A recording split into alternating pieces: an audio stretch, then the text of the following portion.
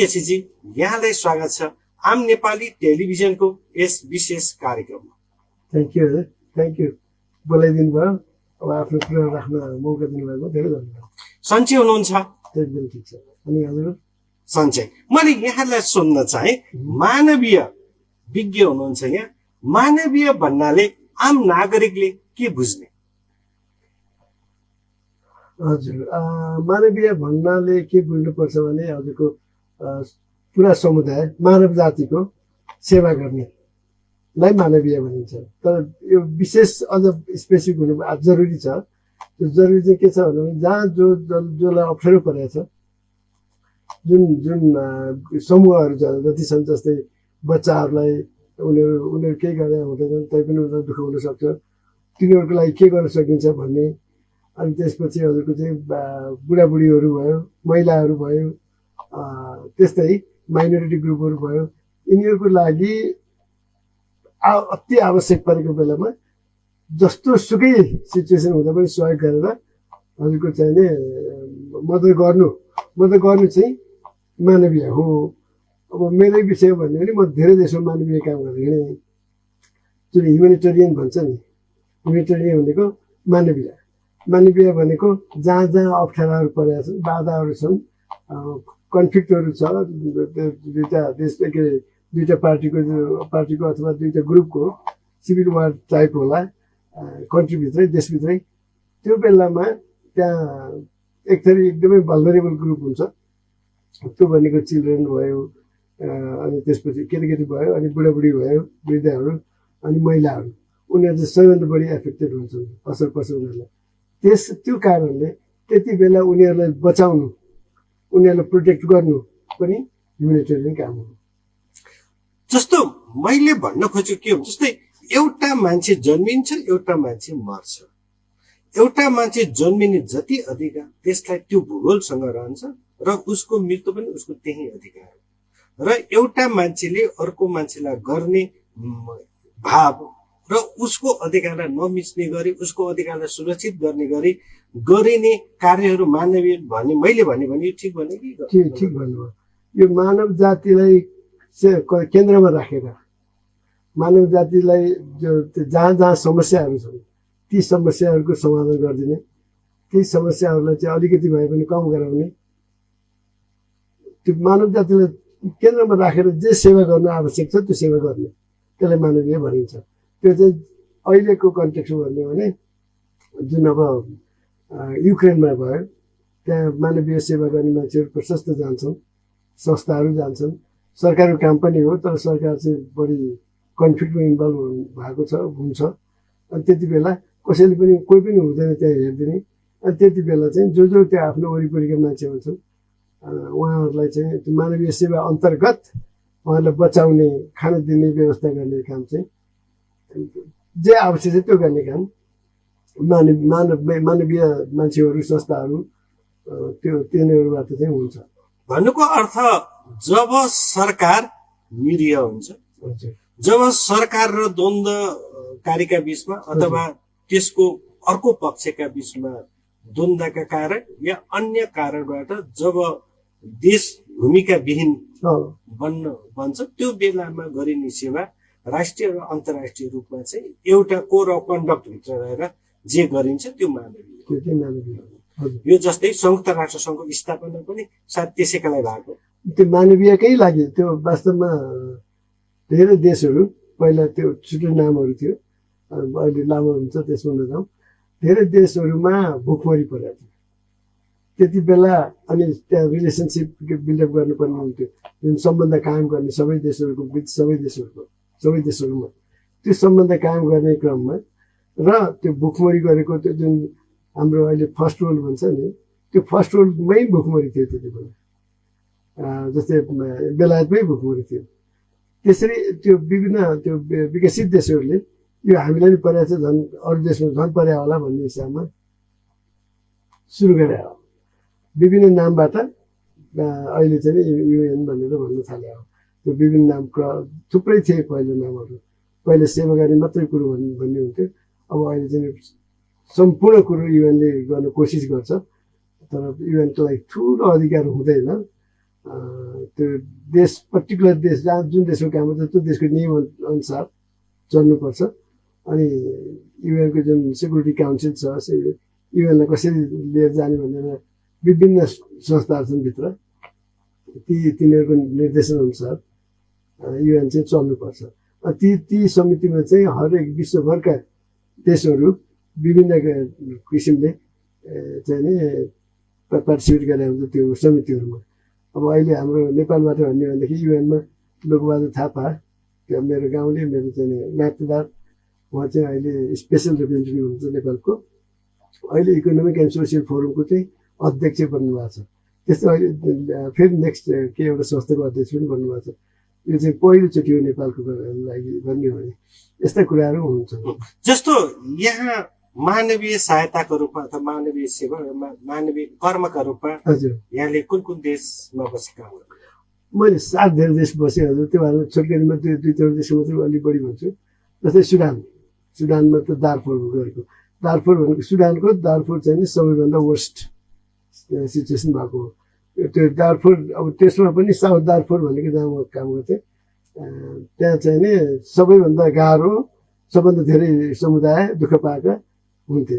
अब त्यो किन हुन्थ्यो भन्दा भनौँ भने हजुर, सरकारले सबै पैसा आर्मीमा खर्च गर्थ्यो, एक पैसा पनि दिँदैन थियो डेभलपमेन्टलाई, एजुकेसनलाई, कुनै पनि सेक्टरमा पैसा दिँदैन थियो। एटलिस्ट दार्फुरमा कहिले पनि पैसा आएन, कुनै पनि ठाउँमा आएको थिएन सुडानमा पहिला। अनि उनीहरूले चाहिँ स्टाफलाई तलब चाहिँ दिने, काम गर्नलाई चाहिँ पैसा नदिने, अनि उनीहरू बसेरै खान्थे। अनि युएनले के गर्न थाल्यो भने उनीहरूलाई बरु डिएससी भन्ने अलिकति पैसा दिने र जहाँ त्यहाँ मोनिटरिङ गरिदियो भनेर भन्ने, त्यस्तरी उनीहरू काम गर्न थाले। उनीहरूको गाडी छन्, तेल छैन, तेल किन्ने पैसा पनि छैन भनेको त्यो खाली सिचुएसन थियो। अनि त्यो चाहिँ मैले ब्रेक थ्रु गरेको थिएँ म आफैले पर्सनली। मैले एजुकेसनमा चाहिँ सुरुमा म एजुकेसनमै थिएँ। एजुकेसनमा चाहिँ म गएर गभर्नर भने चाहिँ दार्फुरको त्यो भएको गभर्नर भने राजा जत्तिकै हो, त्यो पुरा अधिकार भएको राजा। अनि उसलाई चाहिँ मैले भने हाम्रो चाहिँ बजेट पुगेन। म चाहिँ त्यो क्लस्टर लिड थिएँ होइन, त्यो युनिसेफमा हुँदा एजुकेसन चाहिँ युनिसेफको हो।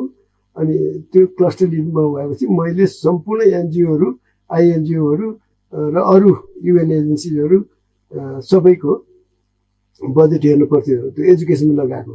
त्यो टोटल गर्दा पनि हामीले चाहेको जति चाहिँ काम नहुने भयो। त्यो क्लस्टर, त्यसलाई क्लस्टर भनिन्छ, त्यो एजुकेसन क्लस्टरको मेम्बरहरू सबै मेम्बरको जोड्दा पनि त्यो हामीले चाहे जति स्कुल नबन्ने भए, हामीले गर्न खोजेको काम नसकिने भयो त्यो आफ्नै एरियाहरूको लागि भन्दा। अनि म चाहिँ गएँ, ल यति पैसा पुग्ने, $1.5 मिलियन पुगेको छैन, तिमीले हाल्नुपर्छ, खै पैसा तिमीले हालेको भन्दाखेरिमा उसले के भन्यो भने पैसा हामीसँग असाध्यै कम छ, नम्बर 1 त्यो बुझ। नम्बर 2 चाहिँ म सरकारको त्यो मिनिस्ट्री अफ एजुकेसनको मिनिस्टर कर्मचारी कसैलाई पनि विश्वास गर्दिनँ भन्छ। सिचुएसन त्यस्तो थियो कि म दिन्छु पैसा, तैँले रिपोर्ट गर्छस् भने भन्यो। अनि पैसा मलाई दिनु मिल्दैन भन्यो मैले, किन युएनलाई उनीहरूले दिनु मिल्दैन त्यो कन्ट्रीमा गएर। तर त्यो पैसा चाहिँ मिनिस्ट्रीलाई दिएँ, म कन्ट्रोल गर्छु पैसा, मैले भने ठाउँ खर्च गर्न आउँछु र मैले रिपोर्ट गर्छु, हुन्छ भनेपछि हुन्छ भनेर $1.5 मिलियन दियो त्यो गभर्नरले। त्यो सुडानको पहिलोचोटि सरकारले पैसा दिएको उसको लागि कन्ट्री भएदेखिको पहिलोचोटि त्यसरी त्यो ब्रेक थ्रु मैले गराएको थिएँ। र अनि त्यसपछि कन्ट्री अफिसले चाहिँ सबै प्रोभिन्समा पनि हाला भाला भनेर अलिअलि सुरु भएको थियो हाल्न। ल अब अहिले चाहिँ के यस्तो परिस्थिति हुन्छ। जस्तो यहाँले जुन अन्तर्राष्ट्रिय रूपमा स्पेसल्ली सुडानमा बसेर त्यहाँको राजनीतिक र त्यहाँको जनताका दैनिक आवश्यक नजिकबाट हेर्नुभयो र सहयोग पनि यहाँले गर्नुभयो। मैले यहाँलाई कहाँनिर सोध्न खोजेको भने वास्तविक त्यहाँको समस्या राजनीतिक समस्या थियो कि त्यहाँको नितान्त नागरिक बीचको समस्या हो? यो समूह बीचको समस्या हो। एक थरीले चाहिँ नि अरबी भन्थे आफूलाई, अरबीकोहरू चाहिँ अलि के अरे छेउछुना भएको हुन्थ्यो होइन। अनि अर्को अरू नन अरबिक भन्थे, सबै मुस्लिम हुन्।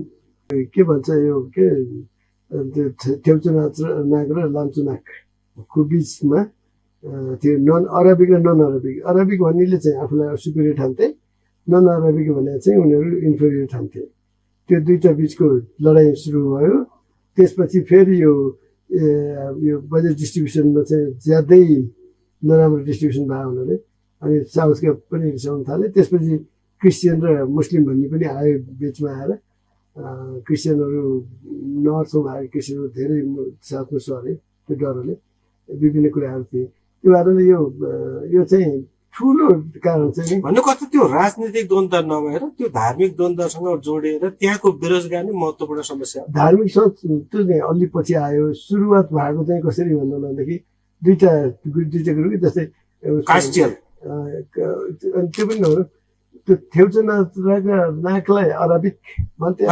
नन अरबिकको बिचको कन्फ्लिक्ट थियो सुरुमा होइन अनि त्यसपछि तिनीहरूबाट चाहिँ त्यो जन्मियो यो रेबल ग्रुपहरू जन्मियो त्यो अनि रेबलहरू चाहिँ फाइट गर्न थाल्यो त्यो कहाँबाट पैसा ल्याएर चाहिँ थाहा छैन मलाई तर तिनीहरू चाहिँ सँगै फाइट गर्ने अनि अब एकदमै गाह्रो थियो रेबलका बच्चाहरूलाई चाहिँ बचाउनु पनि गाह्रो थियो अब युनिसेफले थुप्रै काम गरिरहेको थियो त्यसको लागि हामी त कतिसम्म एउटा सुडान विकसित देश कि अविकसित देश हो? भयङ्कर धनी देश थियो हामीभन्दा धेरै राम्रो विकसित थियो अहिले हामीभन्दा तल पुगेको छ त्यो द्वन्द्वका कारणले म हजुरलाई एउटा इक्जाम्पल चाहिँ भनिहाल्नु है त यो ह्युमेनिटेरियन कामको इक्जाम्पल पनि हुन्छ सुडानकै काम भन्दैछु त्यो भएरले के भयो भने अब एक दिन भने अब टेलिफोन आइगर्ने रेबलबाट मलाई म चाहिँ युनिसेफको acting head of the office थिएँ अनि आइगरेको छ तिमीहरू के हेरेर बसेको हाम्रो बच्चाहरू मरिरहेको छ खाना पनि छैन औषधि पनि छैन केही पनि छैन तिम्रो बच्चाहरूको लागि आएको होइन सहयोग गर्नु पर्दैन भनेको छन् हरेक पटक फोन आउँछ त्यही भनेको छन् एक दिन त मेरो अफिसमा 15-20 जना आए एउटा आउँछ अर्को उठाले आउँछ त्यो जम्मै मेरो अफिसमा भेला है मलाई चाहिँ डर लाग्यो अनि तिमीहरू गइहाल के गर्नुपर्छ म टेलिफोन गफाउँला भनेर पठाइदिएँ अनि जसरी हुन्छ सामान लानु पर्यो अनि सरकारले के गर्छ म गभर्नरले भन्नु गएँ गभर्नर मेरो चाहिँ पर्सनली के त्यो क्लिक भयो क्या हामीको केमिस्ट्री अनि त्यो बेलामा म उसले मलाई साँच्चै राम्रो मान्छे मान्थ्यो अनि म गएर भनेपछि तैँले मलाई अवसर पारिस् अब त्यसो भए खानेकुरा लैजाओ अनि औषधि पनि लैजाओ तर आर्मीलाई दिन पाउँदैन नम्बर 1 नम्बर 2 हामी तिमीहरूको ऊ गर्न पठाउँछौँ के अरे जानुभन्दा पहिला हामी चेक गर्नुपर्छ म मान्छे पठाउँछु चाहिँ हुँदैन भने हुन्छ किन नहुने हामी त अर्ग्यान होइन भनेपछि उसले मान्छे पठाएन मलाई पठाउनु चाहिँ फाइनली हामीले जान्थ्यो 7-8 ट्रक औषधि खानेकुरो बच्चाको लिएर हामी गयौँ कि हामी गयौँ बाटोमा फेरि आर्मी रहेछ रोकिदियो अनि मैले उसलाई फोन गरेँ गभर्नरलाई यहाँ त आर्मीले रोक्यो त हामीलाई ल त्यो चाहिँ अब मैले केही गर्न सक्दिनँ भने किनभने त आर्मीले त सिधै प्रेसिडेन्ट बसिरहेर फोन गर्छ के अरे रिपोर्ट गर्छन् मैले अर्डर गर्न सक्दिनँ जे गर्छ गर फर्क त्यसो भए भन्यो त्यसरी हामीले त फर्कनु असाध्यै गाह्रो भयो नि त्यो वहीँ नजिकै पुगिसकेका छौँ हामी अनि त्यति बेला हामीले चाहिँ बाई चान्स मैले चाहिँ त्यो एनिमलहरू देखेँ अनि मेरो कलिगले चाहिँ त्यो एनिमलमा हालेर पठाइदिउँ भने पठाउनु त अब त्यो उसले गाउँमा गएर चाँडै मान्छे खोजेर लिएर आयो पठाउनुलाई सबै कुरो सामान हालेर पठाइयो अब मेरो मनमा अर्को डर हुन थाल्यो कहाँ पुग्छ त्यो सामान कता पुग्छ सरकारलाई पुग्छ कि गाउँमा गएर बाँडिदिन्छ कि हामीले पठाएको ठाउँमा पुग्छ त अब अर्को आपत पऱ्यो अनि मैले त्यो डक्टर थियो हेल्थ डक्टर दिया के हो कहाँ पुग्छ यो सामान भनेको उसले पनि मैले त्यही सोच्दैछु भने if you allow I want to go भने तैँले मन्दिर गर्दैछ म जान्छु भने मैले त अधिकार दिनु मिल्दैन यो सेक्युरिटीको कारण पर्छ म सेक्युरिटी चिफ होइन त्यो भन्ने हुनाले त्यसपछि म चाहिँ नि त जाने भए जा मलाई चाहिँ थाहा छैन भने अनि त्यो मैले चाहिँ अरबीमा छु अलिअलि जाने थिएँ भन्ने अनि त्यो ड्राइभरलाई सुनाएको थिएँ मैले अनि ड्राइभर म पनि जान्छु चिफ भने चिफ भन्ने चलाउनुहुन्थ्यो म पनि जान्छु भने तँ जा भनेर उनीहरू गएर आइन्छ 3 घन्टा लाग्यो मलाई चाहिँ 3 महिना जस्तो भयो खुबै गाह्रो भएको थियो किनभने सेक्युरिटीले थाहा पायो भने म जिम्मेवार हुन्छु उनीहरू के हुन्छ उनीहरू इनकेस कहीँ केही खाइदियो भने दियो भने अर्को छोटकरीमा गरौँ यसलाई त्यसरी हामीले चाहिँ खानेकुराहरू त्यो हजारौँ केटाकेटीको बचाएका छौँ। खानेकुरा लान सक्यो नो मेन्स ल्यान्डमा। नो मेन्स ल्यान्ड भनेर थाहा छैन होला, दुईवटा यता गभर्मेन्ट कन्ट्रोल एरिया, यता चाहिँ नि रेबल कन्ट्रोल एरिया, त्यो बिचको भागमा लगेर त्यो छोडेर हाम्रा कलिगोरु फर्क्यो। अनि असाध्यै ठुलो आनन्द आएको थियो बेलुका सुत्न पनि क्या हजुर। ठुलो एउटा भन्नुपर्दा त्यहाँको राजनीतिकोमा जुन राजनीतिक दलहरू छन् उनीहरू जुन फिलोसफीबाट गाइडेड छन् उनीहरू त्यसलाई बडा डिसिप्लिनरीबाट अनुशासित ढङ्गबाट पालना गराउन चाहिँ उनीहरूले एफोर्ट चाहिँ लगाउँछ। असाध्यै धेरै एफोर्ट लगाउँछ। जस्तो हामी कहाँ त एउटा एजेन्डा थियो, काम अर्को गरे भयो। हामी कहाँ यो चुनावी एजेन्डा जे गरे पनि काम त्यो नगर्दा पनि जनताले पनि तिनमाथि निगरानी राख्दैनन्। नराखेपछि जनताले पनि भुले, केही ससाना कुराहरूमा फेरि आश्वासन देखा, फेरि चुनाव जिते। हाम्रो अन्डर डेभलपमेन्ट कन्ट्री, हामी कहाँ चुनावी शैली, हाम्रा राजनीतिक पार्टीका राजनीतिक चेतनाका त एउटा ठाउँ छन्, त्यसलाई बकेटमै एउटा स्टडी गर्ने जरुरी हुन्छ। तर विकसित देशहरूले अपनाउने राजनीतिक दल र अवधारणा भित्र उनीहरू आफूलाई कति अनुशासित ठान्छ? रिलेटिभली भन्यो भनेदेखि असाध्यै अनुशासित भन्नुपर्छ क्यानाडामा चाहिँ, मैले त्यो बुझ्छु। अनि अर्को कुरो चाहिँ के छ भन्नु भनेदेखि त्यहाँ चाहिँ आफ्नो पार्टीले गरेर पनि गरेको काम पनि हामीहरूको चाहिँ अन्धाधुन्ध सपोर्ट गर्छौँ। आफ्नो पार्टी भनेपछि त्यहाँ चाहिँ गर्दैनन् है, यो भएन भनेर राजीनामा दिएर हिँडिन्छन्। भनेपछि नेपालमा जसरी अन्धाधुन्ध चलन छ त्यहाँ त्यो छैन। उहाँ चाहिँ झोले भन्ने चलन छैन, यहाँ चाहिँ झोले भन्ने चलन छ। झोलेहरूले चाहिँ ब्लाइन्ड सपोर्ट गर्ने भयो होइन, त्यहाँ चाहिँ अलि हुँदैन ब्लाइन्ड सपोर्ट। जस्तै कार्नीले गरेको कुराको चित्त बुझेन त्यहाँ सुनिरहेको हुन्छ, त्यो बेला बेलामा हामी त नौरै यो चाहिँ ठिक भएन भन्छौँ। त्यो सबैले भन्छ, त्यहाँ चाहिँ ओपनली नै भन्न सक्छौँ। त्यो आफूलाई चित्त नबुझेको कुरा कुनै पनि सदस्यहरूले त्यो राजनीतिक या त्यो पार्टीलाई मैले फेभर गरेँ भन्दैमा उसले आफ्नो विचार आफ्नो दुश्मन लुकाउँदैन, आफ्नो कुरा राख्छ। जसले गर्दा पार्टी करेक्सन र नेतृत्वलाई करेक्सन र सपोर्ट हुन्छ। त्यसैले त्यहाँ गल्ती गर्ने चान्स चाहिँ कम हुन्छ भन्ने बुझायो। त्यो बुझाइ त्यही हो, गल्ती गर्ने चाहिँ अलिक कम हुन्छ, किनभने तुरुन्तै भनिदिइहाल्छन् अनि स्ट्रङली भन्छन् आफ्नै पार्टीबाट। जस्तो अहिले नेपालमा त यहाँले अहिले आउनु भएको छ, यहाँले टेलिभिजनहरू एफएमहरू या सूचना सामाजिक सञ्जालहरू हेरिरहनु भएको छ। भर्खरै मात्रै हाम्रो प्रधानमन्त्रीले जुन ढङ्गको संसदमा जे कुरा बोल्नु भएको थियो होइन, त्यही कुरालाई लिएर पक्ष विपक्ष बन्ने एउटा कुराहरूलाई, तर त्यसैलाई प्रमाणित गर्न पनि हिँड्ने एउटा प्रविधि चाहिँ अलि देखिएको छ। यो राजनीतिक संस्कारभित्र पर्यो जस्तो यहाँलाई लाग्छ कि लाग्दैन? हाम्रो नेपालको राजनीतिक संस्कारभित्र त पर्यो, तर त्यो राजनीतिक संस्कारभित्र पर्नु हुँदैन थियो भन्ने ठान्छु म चाहिँ। अब बालनकै कुरो गर्दाखेरिमा एउटा शक्तिको रूपमा पलाए, अलि चाँडै भयो, त्यो एकदम फास्ट मुभिङ भएको थियो उहाँको चाहिँ। अनि अहिले सरकार चलाउने तरिका पनि अलिक बढी ट्रान्सपेरेन्ट भएन कि भन्ने लाग्छ मलाई चाहिँ। ट्रान्सपेरेन्ट पनि भएन, अनुभवको पनि कमी हो कि जस्तो पनि लाग्छ मलाई। अब यो मलाई चाहिँ डर छ वास्तवमा, बालनको सरकारले घुस खाँदैन होला भन्ने चाहिँ लाग्छ। त्यो एउटा पार्ट हो जुन गभर्नेन्सको पार्टमा चाहिँ राम्रो हुन्छ, अनि त्यसपछि यो करप्सनको पार्ट चाहिँ राम्रो गर्छन् होला भन्ने चाहिँ मेरो आशा थियो। अब के हुन्छ थाहा छैन। त्यो अहिलेको जुन डिलिङ छ नि प्राइम मिनिस्टरको, त्यो डिलिङबाट चाहिँ अलिअलि क्वेसनहरू निस्कन्छन्, के ट्रान्सपेरेन्सी भएन, के भएन, आदि इत्यादि। अनुभव नपुग्यो हो के गरे अझ बुझ्दिनँ। अनि अब त्यसबाट चाहिँ डर चाहिँ अब कहाँ छ भने, मलाई यो बालन र रवि लामिछानेको सम्बन्ध कहाँ पुग्ने हो, अहिले जुन बालनको डिलिङ छ त्यसबाट पार्टीलाई चाहिँ खुबै गाह्रो भएको थियो। पार्टीले कसरी आन्सर गर्ने गाह्रो भएको छ। अर्कोतिर अब एउटा अल्टरनेटिभ आएको छ, यसलाई हेरौँ त नि अलिकति काम भनेर भन्न पनि सकिन्छ। त्यो भन्ने मान्छेहरू चाहिँ कम हुन थाल्यो कि बिस्तारै कम हुन थाल्यो, विरोध गर्न थाल्यो। 100 दिन पनि भएको थिएन मैले सुन्दाखेरिमा, सबै अरू पोलिटिकल पार्टीमा विरोध गर्न थाल्यो। त्यो गर्नुभन्दा पहिला केही हुन्छ कि त राम्रो गर्न सक्छन् कि त भन्ने आशा सबैको धेरैलाई थियो। तर अहिलेसम्म चाहिँ यसै हो भन्न नसक्ने परिस्थिति। जस्तो मैले यहाँसँग सुन्न चाहेँ, उनीहरू सबल पनि हुन्छन्, इकोनोमिकल पनि उनीहरू बलियो हुन्छन्, हामी थोरै पनि त थियौँ नि, हामी थोरै पनि छौँ।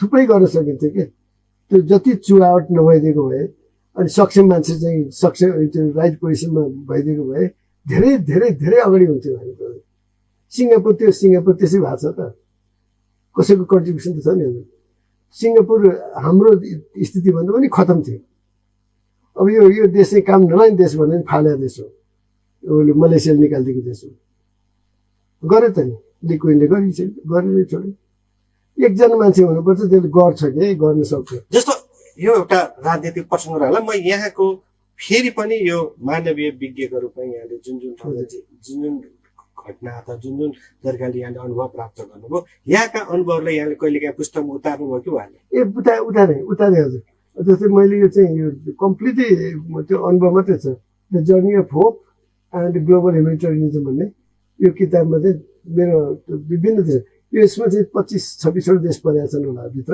यो किताबमा चाहिँ अनुभव मात्रै छ अनि त्यसपछि अहिले मैले अर्को पनि थियो मैले लेखेको यो चाहिँ मैले यो अनुभवको आधारमा र प्रिन्सिपलहरूलाई नछोडिकन यसमा पनि यो एनजिओको लागि एउटा ह्यान्डबुक जस्तो यो A to Z handbook for NGO यहाँले यो पुस्तक लेख्नु नेपालमा एनजिओ प्रतिको धारणा त्यति सहज छैन त्यति राम्रो छैन किन होला दुई तिनवटा कारण छ मलाई लाग्छ एउटा चाहिँ नि हामीले हाम्रो कल्चरमा संस्कारमा हाम्रो पत्रकारहरू यो एनजिओको लागि हेर्ने पत्रकार पनि चाहिन्थ्यो होला जस्तो लाग्छ कि मलाई नि अब तपाईँ पत्रकार हुनुभयो विभिन्न कुराहरू गर्नुभएको छ त्यो एनजिओहरूले काम गरे कि गरेन कहाँ गरे कति आए पैसा कहाँ खर्च गरे के गरे त्यस्तो एउटा हेरिदिने पत्रकार संस्था पनि हुनुपर्ने क्या 2-4 जना मान्छेहरू त्यो मात्रै तिमी कहाँ चाहिँ जति एनजिओहरू खोलेर या आइएनजिओमा सँग चाहिँ आबद्ध भएर खोलिएका लोकालिटी एनजिओदेखि लिएर तपाईँको नेसनल एनजिओहरूसम्मको रिभ्यू हेर्दाखेरि के हुन्छ भने एनजिओ नै मोटाएको चाहिँ भाष्य चाहिँ अलिक बढी देखिन्छ हजुर मैले पनि त्यही सुनेको छु मैले चाहिँ त्यस्तो मैले आफूले देख्नु पाएको छैन मैले काम गरे जतिमा त्यो कहिले पनि भएको थिएन अब एकजना विद्यार्थी के अरे एकजना स्टाफले घुस खाएर यता मिलाउला त्यो चाहिँ थोरै सानोतिनो कुरो हो गर्न त हुँदैन त्यो त तर कस्तो हुन्छ भने सेभ द चिल्ड्रेनको अफिस यहीँ छ उदाहरणको रूपमा यहीँ छ पनि के अनि उनीहरूले पैसा दिन्छन् अर्को लोकल एनजिओलाई त्यहाँ उनीहरू मोटाउने सम्भवै छैन किनभने यहीँ नेपालमै बसिरहेको छ सेभ द चिल्ड्रेनको अफिस यहीँ मोनिटरहरू गर्छन् यहीँ यस्तै मैले भने जस्तै एकदमै टाइट कसेर पैसा दिइरहेको हुन्छ त्यो कार्यक्रम नगरेको भए त्यो उनीहरू गरेको छैन हेर्न पनि गइहाल्छ मोनिटर गर्छन् त्यो काम पनि भएको छ र रिपोर्टमा त्यो पनि आएको छ भनेपछि यो डोनरले हेर्ने चाहिँ सिधो होइन त्यो जम्मै कुरो चाहिँ कहिले पनि बाहिर आएको हुँदैन डोनर र उसको बिचमा मात्रै हुन्छ त्यसले गर्दा कमिटी थाहा नहुने भएर पनि यो नेगेटिभ आयो कि अनि अर्को चाहिँ के भने एकातिर जागिर छैन मान्छेको धेरैको जागिर छैन उसले जागिर खाइरहेछ अनि उसले त तलब पाइरहेछ अनि राम्रोसँग सुटबुट लाउँछ कतै जेलसी पनि हुन सक्ला सायद होइन अनि यो ठ्याक्कै एनजिओ मोटाउने भन्ने चाहिँ नहुनु पर्ने हो मैले त देख्दिनँ बाटै देख्दिनँ जस्तो मलाई थाल्नुहुन्छ अनि त्यसपछि एक्सपर्टहरू लिएर आएर बोल्न आउनुहुन्छ उनीहरूको एक्सपर्टिज पनि दिएको हुन्छ त्यही देशको रेलेभेन्ट मिनिस्ट्री लेभलका मान्छेहरू आएर बोल्छन् यस्तो गर्नु राम्रो हुन्छ यसमा भनेर त्यो पनि त्यहाँ लिएको हुन्छ अरूको अनि अरू एनजिओहरूलाई पनि बोलाएर तिमीहरूको विचार के छ भन्छ पार्टनरहरूलाई बोलाएर के छ भन्छ के गर्ने भन्छ होइन सिचुएसन के हो देशमा चाहिँ त्यो मिनिस्ट्री अफ एजुकेसन भनौँ न एकछिन अथवा मिनिस्ट्रीलाई यसमा चाहिँ वुमन सम्बन्धी मिनिस्ट्री भनौँ न लिएर आएर लु हामीले त्यो सोचेको गर्न तिमीहरू के भन्छ सिचुएसन के छ अवस्था के छ के गर्न सकिन्छ के गर्न सकिन्न भन भनेर लाउँछौँ अनि यो विभिन्न तरिका छ यसमा भने तरिका पनि मैले देखाएको छु यसमा जस्तै सोट एनालिसिसबाट गरिन्छ सोट एनालिसिस गर्दा पनि पहिला सबैको कुराहरू आउँछ तपाईँको गभर्मेन्टको युएनको अरू एनजिओहरूको पार्टनर्सहरूको अब आफ्नै एनजिओको चाहिँ आफैले इभ्यालुएसन गर्छन् सोट भनेको चाहिँ तपाईँको strength weaknesses opportunities and threats opportunity र थ्रेट चाहिँ आउटसाइड स्ट्रेन्थ र विकनेसेस आफ्नै संस्था अनि यो आफ्नो थाहा पाइसकेपछि अनि आफूले गर्न खोजेको कुराहरू थाहा पाइसकेपछि भिजन सबैलाई बोलाएर के गर्ने भनेर के अरे छलफल हुन्छ। यी सबै छलफलका आधारमा हजुरको चाहिँ नि स्टडी तयार गरिन्छ। एकदमै बृहत छलफल हुन्छ। त्यसमा पोलिटिक्स पनि आउँछ, क्लाइमेट चेन्ज आउँछ, गभर्मेन्टको गभर्नेन्स पोलिसी, गभर्नेन्स सिस्टमको कुराहरू आउँछ, पोलिटिकल चेन्ज हुन्छ कि हुँदैन कुराहरू आउँछ, इकोनोमिक सिचुएसन कुराहरू आउँछ, डोनर सिचुएसन कुराहरू आउँछ। डोनरलाई पनि बोलाएको हुन्छ, उनीहरूले कसरी गरिरहेको छ त्यसमा। यो धेरै धेरै राम्रो गरी प्लान गरेर हुन्छ। अनि यो किताबभित्र चाहिँ नि what is the strategy plan, why do you need to make it to develop the strategy plan. अब यो डाइरेक्सन दिन्छ उसले। त्यो जस्तै म एउटा संस्थामा काम गरेको थिएँ किताबमा, त्यो डाइरेक्टरलाई चाहिँ केही पनि थाहा हुँदो रहेछ। त्यही सिचुएसनमा आज यसो गर भन्छ, त्यही सिचुएसनमा भोलि अर्कोतिर यसो गर भन्छ। अनि स्टाफहरू कहाँ जाने हुन्छ क्या। अनि हामी अब 2-5 वर्षभित्र कहाँ पुग्छौँ त भन्ने पनि हुँदैन। एक वर्षको प्लान बनाएको छौँ, यस्तो हुँदैन। त्यसरी 5 वर्षको प्लान बनाउने, 5 वर्षसम्म हामीले कसरी जाने भनेर बनाएको हुन्छ। यी पहिलो वर्ष कति गर्ने, कि दोस्रो वर्ष कति गर्ने, तेस्रो वर्ष कति गर्ने, भेरी क्लियर डाइरेक्सन हुन्छ कि असाध्यै क्लियर। अनि स्टाफहरू पनि कन्फ्युज हुँदैनन्। त्यो हाकिमले मात्रै डाइरेक्सन गरेर दिएर पुग्दैन है। यी कुराहरू छ। यो विषय